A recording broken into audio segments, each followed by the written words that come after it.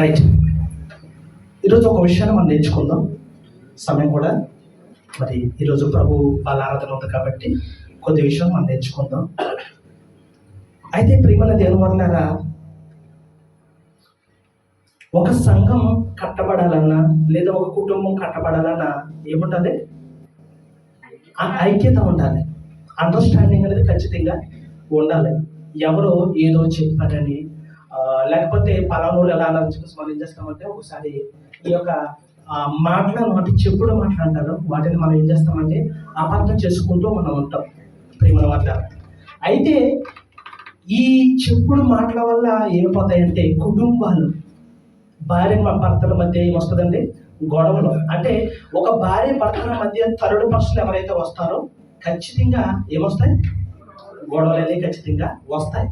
మీరు చూస్తే కనుక ఆది కాండంలో కూడా చూస్తే ప్రేమ వాళ్ళారా అక్కడ 3వ అధ్యాయంలో ఉంటుంది. 3వ అధ్యాయం కనుక చూస్తే ఏమైందంటే సర్పము కుయుక్తి చేత ఏం చేస్తుందండి? అవునా, ఇది నిజమా? ఏమంటారు అక్కడ? మీరు చావకుంటున్నట్లు వాటిని ముట్టకూడదని చెప్పానని సర్పముతో అని. అందుకు సర్పము మీరు చావనే చావరు,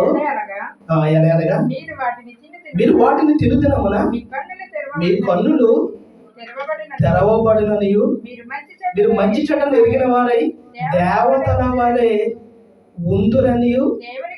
ఇలాంటి మాటలన్నీ కూడా అబద్ధాలు. చూసారా, దేవుడు చెప్పాడు పండు తినొద్దు అన్నాడు. అయితే మధ్యలో థర్డ్ పర్సన్ ఎవరైతే వచ్చారో ఏమండి కనీసం వెల్కమ్ తెలియాలి కదా. అసలు మాట ఎలా మాట్లాడుతుంది, సర్పం ఎలా మాట్లాడుతుంది అనే విషయం కూడా మనం గ్రహించాలి కదా. అది గ్రహించకుండా దేవుడు చెప్పిన మాటలు పక్కన పెట్టేసి ఈ యొక్క సర్పం మాట విని ఏం చేశారో, దేవుడు తినొద్దన్న పండును తిని ఏం చేశారు? పాపం చేశారు కదా, పాపం చేశారు. తద్వారా దేవుని శాపానికి ఏమయ్యారు? గురయ్యారు. ప్రేమల వాళ్ళ చూసారా, థర్డ్ పర్సన్ ఎవరైతే ఉన్నారో వాళ్ళ మాట కనుక విన్నామనుకో నిజంగా కాపురలే కాదు సంఘాలు కూడా కూలిపోతాయి ప్రేమల వాళ్ళ. అయితే మనం చూద్దాం ఈ రోజున ఒక విషయం మనం చూద్దాం. సమూయేలు 2వ గ్రంథంలోకి మనం వెళ్దాం. సమూయేలు 2వ గ్రంథం 16వ అధ్యాయము ప్రారంభ వచనం నుంచి. సమూయేలు 2వ గ్రంథము 16వ అధ్యాయము ప్రారంభ వచనం నుంచి. దావీదు కొండ శిఖరము అవతల కొంచెము దూరం వెళ్ళిన తర్వాత మెఫీబోషెతు సేవకుడైన సేబ గంతల కట్టిన 2 గాడిదలను తీసుకుని వచ్చాను. 200 రొట్టెలను, 100 ద్రాక్ష గెలలను, 100 అంజూరపు ఆడలను, ద్రాక్షారసపు తిత్తి ఒకటి వాటి మీద వేసి ఉండెను. చూసారా, సేబ అండి. సేబ ఎవరు? సౌలు సేవకుడు. అది మెఫీబోషెతుకి కూడా సేవకుడే ప్రేమల వాళ్ళ. అయితే ఈ యొక్క ఇతను ఏం చేశాడంటే అప్పటికి తెలుసు, ఎందుకంటే అప్పటికి కూడా దావీదు గారు ప్రాణ భయంతో పారిపోతాడు. ఇది మనం చదువుకుంటాం. ఎందుకంటే అబ్షాలోము తన కన్న కొడుకి తండ్రిని చంపడానికి ప్రయత్నించినప్పుడు ప్రాణ భయంతో పారిపోతాడండి. మనం ఇదంతా కూడా మనం 15వ అధ్యాయంలో మనం చదువుకుంటాం. ఇదంతా కూడా ప్రేమల వాళ్ళ తెలుసు కదా. పాదరక్షణ లేకుండా ఏమైపోతాడు? పారిపోతాడండి. ఇది మీకు 15వ అధ్యాయము 31వ వచనంలో ఉంటుంది. 30వ వచనం. అయితే దావీదు ఉలవ చెట్ల కొండల ఎక్కుచూ ఏడ్చుచూ తల కప్పుకుని పాదరక్షణ లేకుండా కాలి నడకను వెళ్ళిపోతాడు కదా.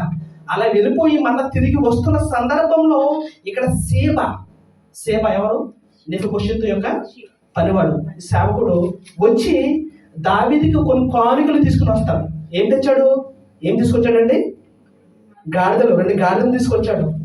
ఇంకా రొట్టెలు తీసుకొచ్చాడు, ద్రాక్ష గెలలు, అంజూరు పాటలు, ద్రాక్షరసం తిత్తి, ఇవన్నిటిని తీసుకుని ఆ యొక్క దావీదుకు కానుక ఇవ్వడానికి తీసుకొచ్చినప్పుడు ఎప్పుడైతే కానుకల గిఫ్ట్ని చూశాడో చూడండి, ఇంకా ఇక్కడ అడుగుతున్నాడు రాజు అడుగుతున్నాడు, ఇవి ఎందుకు తెచ్చితివని సేబాను అడుగగా సేబ అంటున్నాడండి, గాడిదలు రాజు ఇంటి వారు ఎక్కుటకును, రొట్టెలను అంజూరపు ఆడలను పనివారు తిరుటకును, ద్రాక్ష రసము అరణ్యమందు అలసట నొందిన వారు త్రాగుటకును తెచ్చి తిననగా.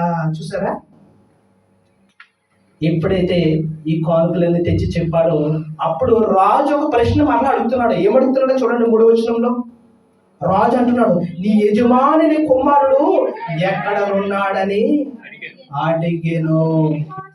అందుకు సేవ అంటున్నాడు, చిత్తగించుము, ఈవేళ ఇశ్రాయేలీయులు తన తండ్రి రాజ్యములో తనకు తిరిగి ఇప్పింతురనుకొని అతడు యెరూషలేములో నిలిచి ఉన్నాడెనను. అందుకు రాజు మెఫీబోషెతునకు కలిగినదంతయు నీదే అని సేబాతో చెప్పగా, సేబా ఏమంటున్నాడో చూడండి. నా ఏలినవాడా రాజా, నీ దృష్టి యందు నేను అనుగ్రహము పొందుదును గాక, నేను నీకు నమస్కారము చేయుచున్నానని నేను మాటలతో పడగొట్టేశాడండి. గిఫ్ట్లు ఇచ్చేసి దావీదు మనస్సులో ఏం చేశాడు, తన వైపు తిప్పేసుకున్నాడండి. చూసారా, సేబ చెప్పింది నిజమంటారా అబద్ధం అంటారా? అబద్ధం చెప్పాడండి. ఇలాంటి మాటలు వినేసి ఇవ్వబోయాడు రాజు, అబద్ధం చేసుకున్నాడండి. ఎవరిని? మెఫీబోషెతును. అసలు మెఫీబోషెతును ఎలా చూసుకున్నాడో తెలుసా అండి రాజు? ఎలా పెరిగాడో తెలుసా? చూడాలి ముందుగా 9వ అధ్యాయము 11వ వచనం మనం చూద్దాం. 9వ అధ్యాయము 11వ వచనం. 9వ అధ్యాయము సమూయేలు 2వ గ్రంథము 9వ అధ్యాయము 11వ వచనం. తనకు దాసునికి ఇచ్చిన ఆ యాజ్ఞ అంతటి చొప్పున నీ దాసునే నేను చేసిన దాన్ని షీబా రాజుతో చెప్పును. కాగా మెఫీబోషెతు రాజకుమారులలో ఒకడైనట్టుగా రాజు బల్ల యొద్దనే భోజనము చేయుచుండెను. ఎలా పెరిగాడంట? ఎలాగండి? అప్పటికి తెలుసు కదా, మెఫీబోషెతుకు 2 కాళ్ళు అయిపోతాయి, 2 కాళ్ళు కుంటువాడైపోతాడు. ఎందుకంటే తన చిన్న వయసులో ఆ యొక్క దాది ఎత్తుకెళ్ళి తీసుకుంటున్నప్పుడు జారి పడిపోతాడు. ఆ 2 కాళ్ళు కూడా అయిపోతాయి, ఇరిగిపోతాయి. కాబట్టి కుంటువాడిగా ఉంటాడండి. అలాంటి పైగా తను ఎవరు? యోనాతాను కుమారుడు. యోనాతాను ఎవరు? సౌలు కుమారుడు. దావీదు ప్రాణ స్నేహితుడిగా భావించిన వాడండి యోనాతాను. అతను కుమారుడే మెఫీబోషెతు. అయితే ఈ మెఫీబోషెతును అసలు ఏం జరిగిందని తెలుసుకోవాలి కదా. అవి ఏం తెలుసుకోకుండా ఏం చేస్తాడండి? అన్యాయం జరిగిపోయిందండి మెఫీబోషెతుకి. ఏం చేశాడు? ఏమన్నాడు అక్కడ? 16వ అధ్యాయము 4వ వచనం. అందుకు రాజు మెఫీబోషెతునకు కలిగినదంతయు నీదే సేవ. సేవ అంతా నీదే. ఆ మెఫీబోషెతుకి ఏదైతే కలిగి ఉందో అతని రాజ్యం ఏంటి, అతనికి ఉన్న ఆస్తి ఏంటి, సమస్తము కూడా నీవే తీసేసుకొని చెప్పేసి ఏమండి చూసారా, తప్పుడు మాటలు అంటే చెప్పుడు మాటలు వినేశాడండి దావీదు. ఏమంటే దావీదుకి ఏమీ తెలియదు అనుకుంటారా? దావీదు చాలా గొప్పవాడు కదండి, దేవుని ఉద్దేశాలు తెలుసుకున్నవాడు, ఆయన దేవుడు ఇష్టానుసరుడైన మనుషుడు కదా. మరి ఎలా అండి చేశాడు? ఎలా చేశాడు? పైగా ఇక్కడ చూడండి ఒకసారి మనం 19వ అధ్యాయంలో మనం వెళ్దాం. 19వ అధ్యాయము 24వ వచనం. ఏంటండి? మరియు సౌలు కుమారుడకు మెఫీబోషెతు రాజును ఎదుర్కొనుటకు వచ్చెను. రాజు పారిపోయిన దినము మొదలుకొని అతడు సుఖముగా తిరిగి వచ్చిన నాటి వరకు అతడు కాలు కడుగుకొనయు, ఏంటంటే కాలు కడుగుకొనకయు, గడ్డము కత్తిరించుకొనకయు, బట్టలు ఉతుకుకొనకయు నుండెను. రాజును ఎదుర్కొన్నట్టుగా అతడు యెరూషలేమునకు రాగా, చూసారా ఏమంటే రాజు ఎప్పుడైతే వెళ్ళిపోయాడు మెఫీబోషెతు ఏం చేశాడండి? ఏం చేశాడు? కాళ్ళు కడుక్కోలేదు, బట్టలు ఉతుక్కోలేదు, ఇంకా గడ్డం కూడా కత్తిరించుకోలేదండి. ఏమండి చూసారా, ఇటువంటి దేన వ్యవస్థలో ఉన్నాడండి మెఫీబోషెతు. చూసారా, రాజు కంట పడగానే చూశాడండి. అప్పుడు ఇవన్నీ కూడా జరిగినాయి అన్నమాట. చూసారా, రాజు రావడం వల్ల ఇవన్నీ కూడా బయటకు వచ్చాయి. చూద్దాం. చూడండి, అడుగుతున్నాడు రాజు, అడుగుతున్నాడు రాజు ఇక్కడ అడుగుతున్నాడు, మెఫీబోషెతు నీవు నాతో కూడా రాకపోతేమని అతను అడిగాను. అందుకు అతడు, రాజా, ఈ దాసుడైన నేను కుంటివాడను గనుక గాడిద మీద గంత కట్టించి ఎక్కి రాజుతో కూడా వెళ్ళిపోతునని నేను అనుకొనగా నా పనివాడు నన్ను మోసము చేసాను. నిజం బయటడిందండి. చూసారా, మెఫీబోషెతు తప్పు చేయలేదండి, యథార్థంగా ఉన్నాడు. ఏమంటే ఒక నిజంగా దావీదుకు తెలియదా? దేవుని జ్ఞానం కలిగినోడు, దేవుని మనసును కలిగినోడు ఈ రోజు కూడా చాలా మంది కూడా ప్రేమ వాళ్ళ సంఘంలో కూడా సేవకులైన వారు ఏమంటారండి, చెప్పుడు మాటలు వినేసి ఏం చేస్తున్నారంటే విశ్వాసులు చాలా మంది కూడా ఏం చేస్తారంటే కోల్పోతున్నారు. అయ్యా మీకోసం ఇలా అనుకుంటున్నా, ఇలా చెప్తున్నాడు, ఇలా అంటుంది నామే అని ఇలా చెప్పడం వల్ల, ఈ థర్డ్ పర్సన్ చెప్పడం వల్ల ఇక్కడ ఏం పోతాడు, దేవుని ఆత్మను కలిగిన వాడు ఏం పోతాడండి, దూరం అయిపోతున్నాడు కదండి, అసహించుకుంటున్నారు కదా, తప్పు జరిగిపోతుంది కదండి. చూసారా, చెప్పుడు మాటల వల్ల ఏమైపోతాయి, జీవితాలు చెదిరిపోతాయి, జీవితాలు చెదిరిపోతాయి ప్రేమల వల్ల. అది కుటుంబం కానీ సంఘం కానీ. ఏమండి చూసారా, అయితే చూడండి ఏం చెప్తున్నాడో చూడండి, ఏమంటారు చూడండి. సేబా నీ దాసుడనైన నన్ను గూర్చి నా ఏలిన వాడవును రాజువునకు నీతో అబద్ధమాడెను. పొరపాటు జరిగిపోయిందండి. అయ్యా అసలు తెలియదండి, అసలు దావీదుకు తెలీదా? కొడుకులా పెరిగాడు, కొడుకులాగా బల్ల యొద్ద ఉండి భోజనం చేస్తున్నాడు, రాజకుమారులలో ఒకటిగా ఉంటూ ఉన్నవాడు ఇలా చేస్తాడంటే అసలు నమ్మాలండి దావీదు? చూసారా, చెప్పుడు మాటల వల్ల ఏం జరిగింది, మెఫీబోషెతుకి ఏం జరిగింది, అన్యాయం జరిగిందండి, అన్యాయం జరిగింది ప్రియమైన వాళ్ళ. చూసారండి, అప్పుడు చూడండి ఏమంటున్నాడు, చూడండి ఏమంటున్నాడు చూడండి.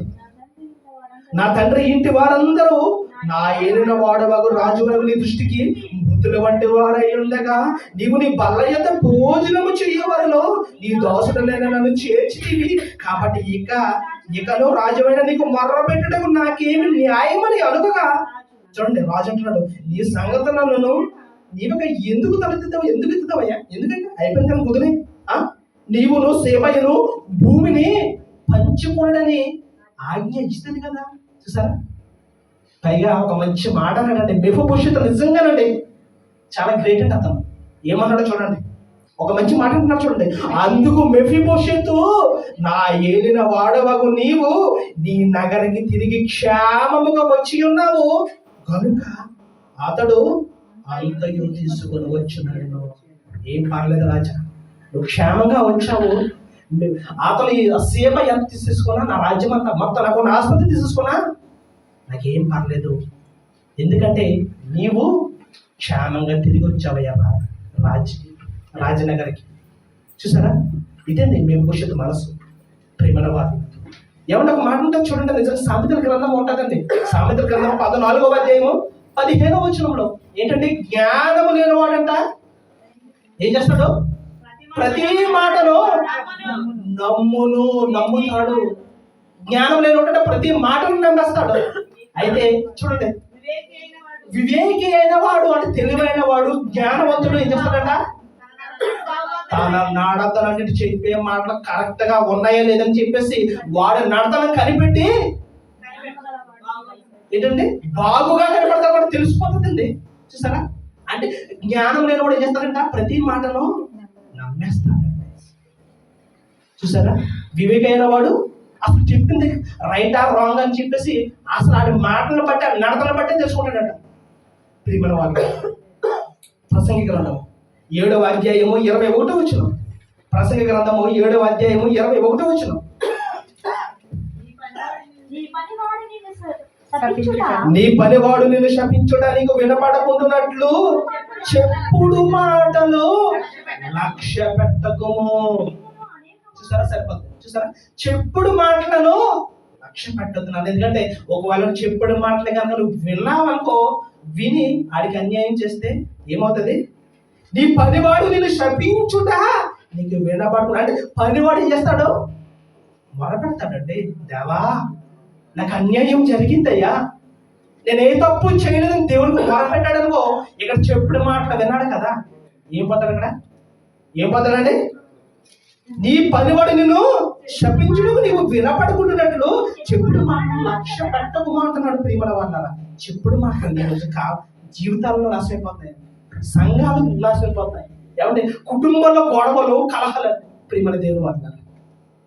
చూసారండి, ఎప్పుడైనా సరే చెప్పుడు మాటలు ఫస్ట్ నిజం నిర్ధారణ చేసుకోవాలండి. నిర్ధారణ అంటే ఏమో వాడు కెట్టగా చెప్తున్నాడేమో కదా, ఆమె కెట్టగా చెప్తుందేమో కదా, అది రైటా రాంగా కదండి. మనుషులు కెట్టగా చెప్తారండి, కొంతమంది మీద ఏం చెప్తా ఉంటారు, చెప్పుడు మాట అంటే సాడి అంటే కుటుంబమైన మాట ఇలాంటివి కూడా చెప్తారండి. అంటే కొంతమంది నీ దగ్గర ఏదో మంచి పేరు సంపాదించాలని కూడా చెప్తారండి. మనుషుల దగ్గర మనుషులు మెప్పులు కోరడానికి ఏం చెప్తారు, చెప్పుడు మాటలు. చాలా మందిని చూస్తారండి, చాలా మంది ఉన్నారు. ప్రేమ వల్ల చాలా జాగ్రత్త. నువ్వు చెప్పుడు మాటలు కనుక చెప్తున్నావేమో, చెబుతున్న నీకు ఒకవేళ వాడికి అన్యాయం కనుక జరిగితే ఖచ్చితంగా దేవుడికి ప్రార్థన చేస్తాడు. ఖచ్చితంగా దేవుడు ఏం చేస్తాడండి, నరికేస్తాడండి. బైబిల్లో చూపిస్తాను ఏం చేస్తాడు దేవుడు, నరికేస్తాడు అన్నాడు. ప్రేమ వల్ల చూసారండి. ఏమన్నా నిజంగా కనుక చూస్తే మొదట ఒకసారి మనం ఆదికాండము 18వ అధ్యాయంలోకి మనం వెళ్దాం. 18వ అధ్యాయంలోకి ఒకసారి మనం వెళ్దాం. ఆదికాండము 18వ అధ్యాయము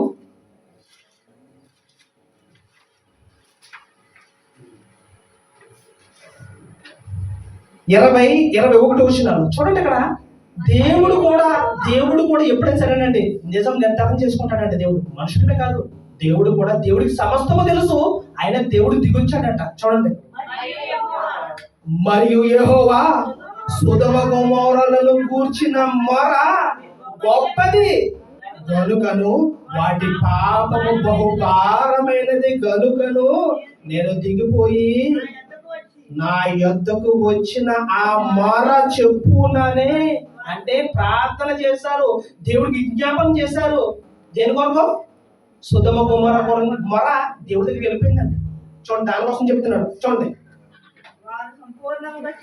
వారు సంపూర్ణముగా చేసిరో లేదో చూచెదను, చెయ్యని ఎడల నేను తెలుసుకుంటున్నా. నేను చూసారా, నిర్ధారణ, నిజం నిర్ధారణ కావడానికి దేవుడు ఏం చేశాడు, దేవుడు కూడానండి. చూసారా, ఎప్పుడైనా ఎదుటి వారు మాట చెప్పిన మాటలు వినడం కాదు, అది నిజమా కాదా, చెప్పిన మాటలో నిజమా కాదా అనేది నువ్వు ఎదురు కూర్చోబెట్టి అడిగితే ప్రాబ్లం సాల్వ్ అయిపోతుంది కదండి. ఇది చేయం మనం కదా. ఏదైనా గొడవలు వస్తే అవి మనసులోనే పెట్టేసుకుంటాం. అలా చెబుతూ ఆ మాటలతోనే కొడతా ఉంటారండి మనుషులు. సేవకులు కూడా చాలా దారుణం అంటే చాలా దారుణం తెలుసా ప్రియమైన వాళ్ళారా. ఎక్కడ అన్యాయం జరిగిపోతుందండి. నీ కోసం సంఘంలో ఏదో చెబితే దాన్ని నువ్వు పట్టికిని ఎందుకు కక్ష పెట్టేసుకుని ఏమన్నా ఎట్లా తెలుసా, దేవుడు కోపం పడమన్నాడు. ఆ కోపం ఎప్పుడు దాకా ఉండకూడదంట, ఎప్పుడు దాకా ఉండకూడదు, సూర్యుడు అస్తమించే వరకు ఉండకూడదు అన్నాడు. ఎందుకు తెలుసా, ఆ కోపంతో కనుక నువ్వు పడుకున్నావు అనుకో, ఆ కోపం ఏమవుతుంది, కక్షగా వస్తుంది, కక్ష అయిపోతుందండి. ఆ కక్షకత ఏమవుతుందండి, పగ ఏమైపోతుంది, పగ. అందుకే దేవుడు చెప్పాడండి, నీ కోపము సూర్యుడు అస్తమించే వరకు నిలిచిపోతుందా. చూసారా, కోపం దగ్గర పడుకోకండి, దయచేసి సమాధానం పడుకోండి ప్రేమల వాళ్ళ. ఏమన్నా చూద్దాం. అందుకే యాకోబు రాసిన పత్రికలో దేవుడు చెప్తున్నాడు, 1వ అధ్యాయము 22వ వచనంలో చూడండి, మనం వినేవారుగా ఉంటేనంట మనం మోసపోతామంట. అదే మాట చెప్తున్నాడు యాకోబు రాసిన పత్రిక 1వ అధ్యాయం 22వ వచనం, మీరు వినువారు మాత్రమై ఉండి మిమ్మును మీరు మోసపరచుకోనకుండా. అది చూసారా, అంటే మనం వినేవారుగా కనుక ఉంటే ఏమైపోతామంట, మనం మోసపోతామండి. అదే మాటకు అర్థం. మీరు వినువారు మాత్రమై ఉండి ఉండక మిమ్ముని మీరు మోసపరచు కొనకుడి. అది అంటే చెప్పుడు మాటలు విన్న తర్వాత ఏమవుతుందంటే అని నిజం నిర్ధారణ చేసుకోవాలి ప్రియమైన దేవుని వారు. ఏమండి, మన చదువు మాట ఒకసారి, మీరు వినువారు మాత్రమై ఉండి మిమ్ముని మీరు మోసపుచ్చుకొనకుండా. అది అంటే వినేవారుగా ఉంటే ఏం పోతామంటే మనం మోసపోతాం ప్రియమైన వారు. దేవుడు ఇదే చెప్తున్నట్టు సామెతల గ్రంథము 30వ అధ్యాయము 10వ వచనం. సామెతల గ్రంథము 30వ అధ్యాయము 10వ వచనం. చూడండి, అక్కడ ఏం జరుగుతుందో చూడండి. దాసుని గూర్చి అండి, దాసుని గురించి వారి యజమానులతో కొండెమలు చెప్పకము. కొండెమలు, వాడు నిన్ను శపించును, ఒకవేళ నీవు శిక్షార్హుడవగుదువు. చూసావా ప్రేమదేవుని వల్ల ఏమండి ఏదో గొప్ప పేరు పొందేద్దామని చెప్పి దాసుని కూర్చుంటే యజమానితో ఏం చెప్పొద్దు అన్నాడు దేవుడు. కొండమనండి లేనిపోని కల్పితాలు కల్పించి చెప్తా ఉంటారు కదా, అలా చెప్పొద్దు అంటున్నాడండి దేవుడు. ఎందుకు తెలుసా? ఒకవేళ వాడిని నీకోసం ప్రార్థన చేస్తాడు, ఆ ప్రార్థన చేస్తే ఖచ్చితంగా నేను వింటాను, తర్వాత నీకు ఏమొస్తుంది? నీకు శిక్ష. అందుకంటున్నాడు ఏమంటాడు? వాడు నిన్ను శపించును ఒకవేళ నీవు శిక్షార్హుడు. చూసావా, నేను శిక్షిస్తానన్నాడు ప్రేమ దేవుడు అంటున్నాడు. ఏమండి చూడండి, కీర్తనల గ్రంథము 101వ అధ్యాయము 5వ వచనం. 101:5 తన పొరుగు వారిని అది ఏంటంట? పొరుగు వాడిని చాటుగా దూషించేవాడంట. ఏం చేస్తా అన్నాడు దేవుడు? చెప్పాను కదా, సంహరించడం, నరికేస్తున్నాడు దేవుడు. అంటే నువ్వు తప్పు చేయలేదు, కానీ నీ గురించి పక్కకి వెళ్ళిపోయి చాటుకి వెళ్ళి ఒక మీటింగ్ పెట్టి నీకోసం మాట్లాడుకుంటారు అనుకో, అది అబద్ధం. నిజంగా కదా, అసలు నువ్వు ఏ తప్పు చేయలేదు, కానీ నువ్వు చాటున మీటింగ్ పెట్టి అక్కడ నీకోసం మాట్లాడుతున్నారు అనుకో. చదవండి మాట ఒకసారి. ఏమన్నాడు దేవుడు? 105 101:5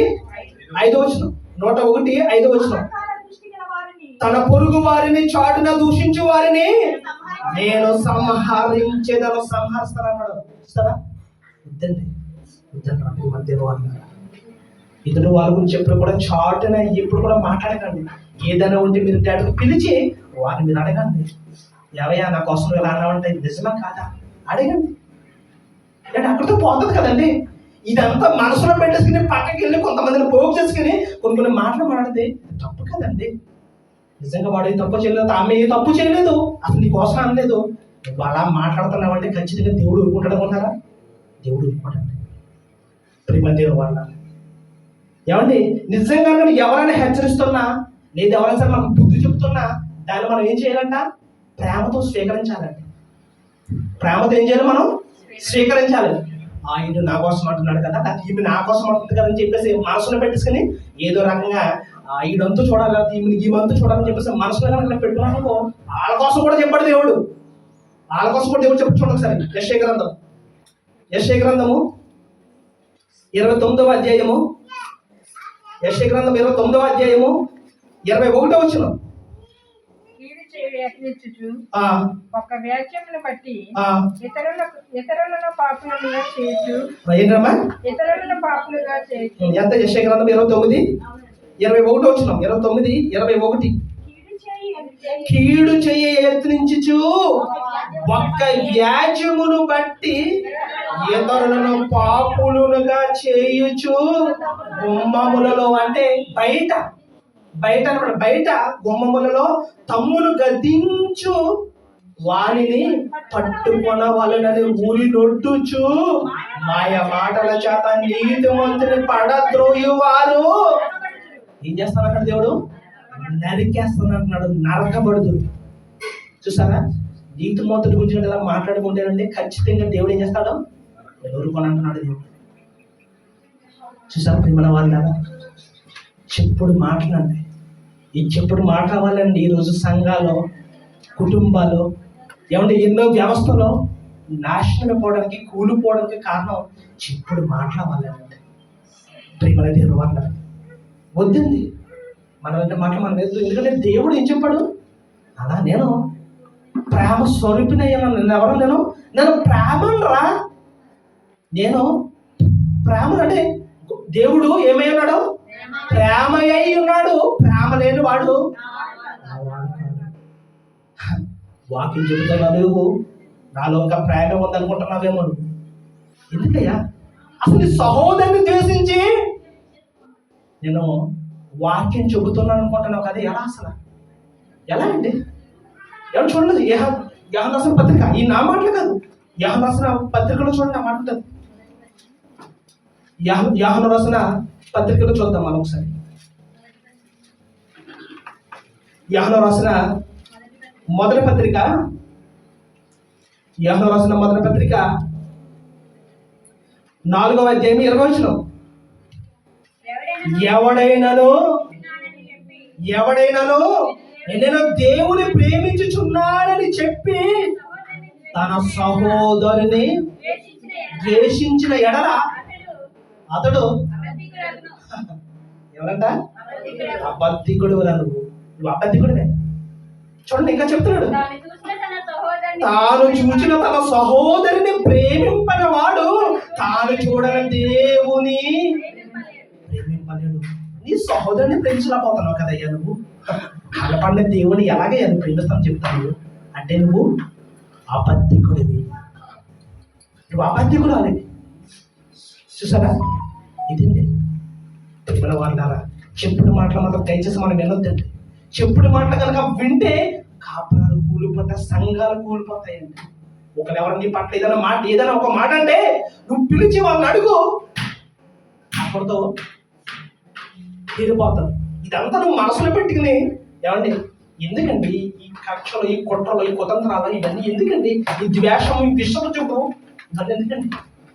నేను ప్రేమించమన్నాను కదరా, ఎందుకు నువ్వు ద్వేషిస్తున్నావు? నేను వద్దండి, దయచేసి వద్దు.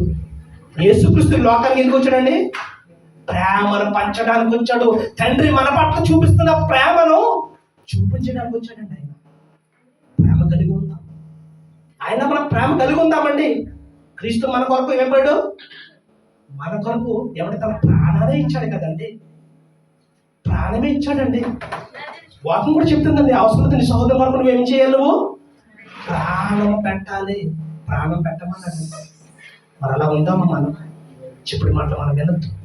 ఇలాంటి మాటలు కనుక వింటే ఏమండి దేవుడికి విరోధం అయిపోతామండి. ఖచ్చితంగా దేవుడు శిక్షిస్తాడు. ఏమన్నాడు దేవుడు? నరికేస్తానంటున్నాడు దేవుడు. దేవుడు ఉగ్రతగా మనం చూడటం వద్దు. ఒకళ్ళు ఎవరన్నా నీ కోసం ఏదైనా మాట్లాడితే కనుక నువ్వు అడుగు, నువ్వు పిలిచి అడుగు. అక్కడ వచ్చి నీ పట్ల ఎవరైనా నిన్ను ద్వేషించినా నీ పట్ల చెడ్డ మాటల పలికితే కనుక నువ్వేం చేయాలి? వరకు ఏం చేయాలి? ప్రార్థన చేయి. దేవుని అడుగును. దేవుని అడగండి, దేవా నన్ను చెడ్డ మాట్లాడుతున్నారయ్యా, నేను చాలా బాధపడుతున్నాను తండ్రి అని నువ్వు దేవుడికి నీకు శ్రమ వచ్చినా, ఇబ్బంది వచ్చినా, ఏమొచ్చినా నువ్వు పరలోకపు తండ్రి నువ్వు ప్రార్థన చేయి. ఖచ్చితంగా నీకు ఎటువంటి బాధలు రాకుండా దేవుడికి ఏం చేస్తాడో, చుట్టూ ఏం చేస్తాడో కంచేస్తాడు. అలాంటి ప్రేమ మనం పొందుకుందామా? ఈ మాటలు ఏమైనా మిమ్మల్ని మన ప్రభు నీకు వారి కృప మీ అందరికీ తోడై ఉంటుంది కాక. ఆమేన్.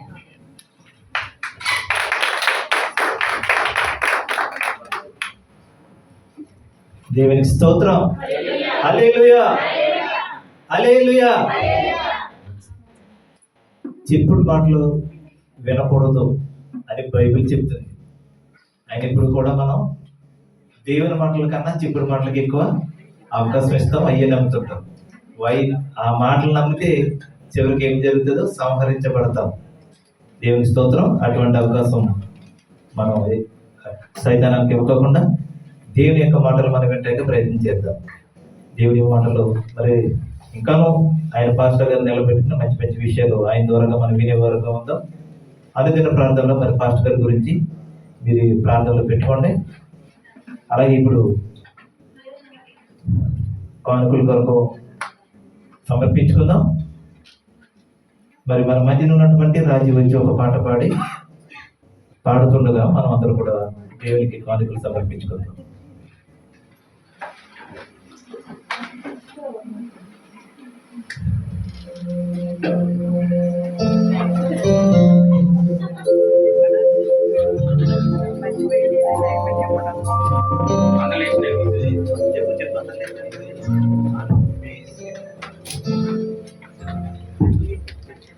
అందరు లేచి నిలబడదాం.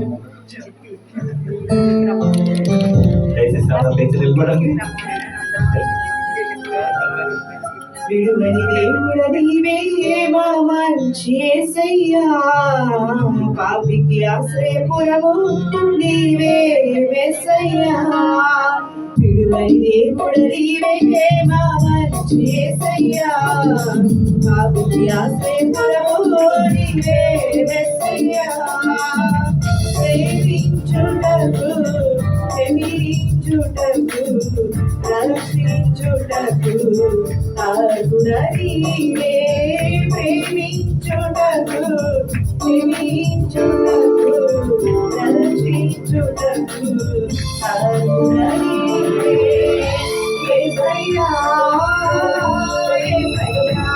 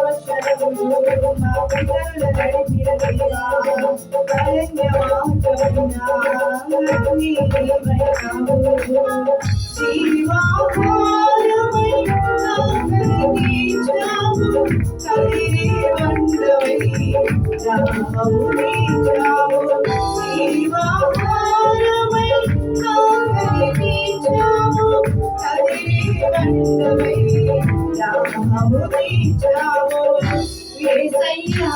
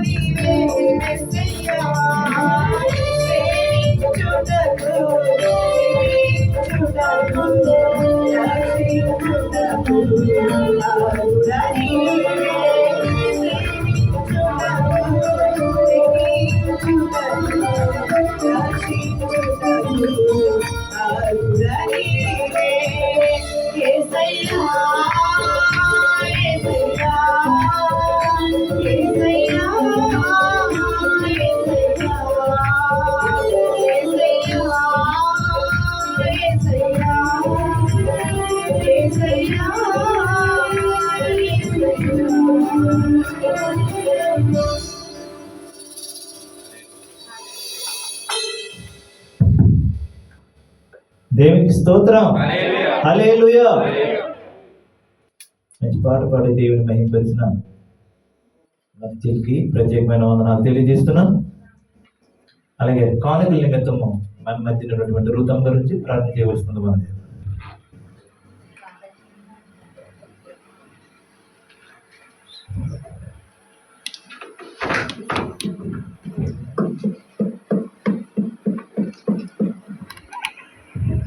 కానుకల నిమిత్తం ప్రార్థించేద్దాం. ప్రేమగల దేవ దయగల తండ్రి నామకులకి వందనాలు ప్రభా. నిర్మలని సన్నిధానం తీసుకుని వచ్చినటువంటి ప్రథమ ఫలమును బట్టి కానుకలను బట్టి ప్రభా ప్రార్థిస్తున్నాను ఆయన. ప్రభా ఉపదంతులుగా అరదంతులుగా నూరంతులుగా ప్రతి ఒక్కరిని ఆశీర్వదించమని హస్తాలు దీవించమని పాడి పండులను పశుసంపదలను నచ్చరిగా దీవించమని చేస్తున్న చేతి పనులను వృత్తులు వ్యాపారములను ప్రభా వారి యజమానులను వారు చేస్తున్న ప్రతి పని అత్యధికంగా దీవించి ఆశీర్వదించమని సమృద్ధిని ఆహారం ఆరోగ్యం పట్లందరిపై అనుగ్రహించమని యేసు పరిశుద్ధం అడిగి వేడుకుంటున్నాను పరమ తండ్రి.